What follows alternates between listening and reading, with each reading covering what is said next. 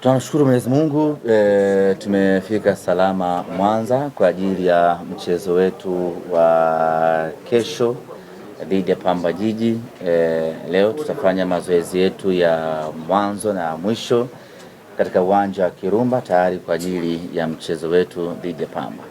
Tuseme tu ya kwamba tuko tayari Simba Sports kwa ajili ya mchezo huo.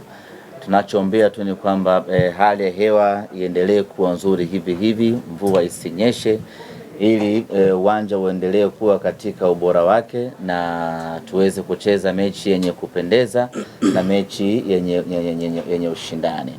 Mechi na Pamba Jiji mara zote huwa ni mechi ngumu, lakini tumejiandaa na tumejipanga kwenda kuonesha upinzani mkubwa na hatimaye kupata matokeo mazuri.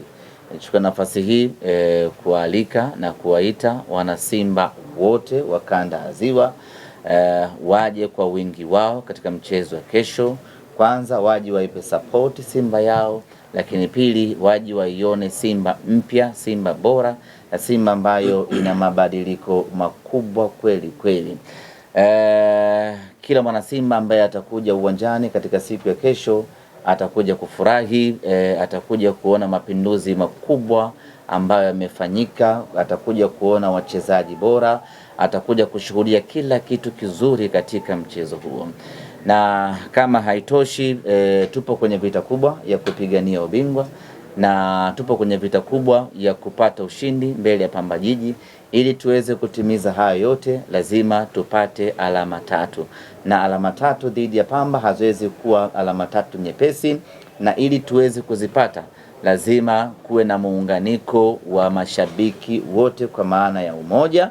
Mashabiki waje kwa wingi uwanjani, tushikamane, tupambane. Tupo ugenini, lakini kiuhalisia sisi ni wenyeji, kwa maana ya kwamba sisi tuna mashabiki wengi zaidi Mwanza na kanda ya Ziwa kuliko Pamba Jiji. Lakini jambo moja la msingi ambalo tungependa kusisitiza ni kwamba leo jioni tunafanya mazoezi katika uwanja wa Kirumba. Mara mwisho alitokea sintofahamu baada ya viongozi wa Pamba kung'ang'ania kukaa uwanjani wakati tunafanya mazoezi, na badala yake ikaleta rabsha nyingi kweli kweli.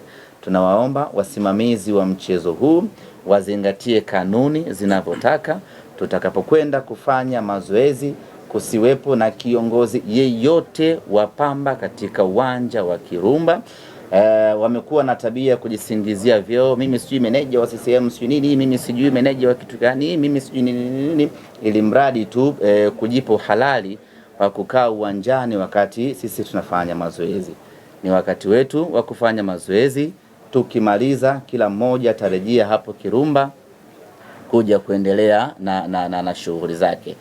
Naamini kabisa tukizingatia hilo tutepusha vitu vingi, na hiki sio kama tunaomba msaada, hiki ni kanuni. Kwa tunaomba kanuni izingatiwe, tupewe nafasi tufanye mazoezi yetu kwa utulivu. Tukimaliza wataendelea na mipango yao. Baada ya kusema hayo, niseme asanteni sana. Maswali?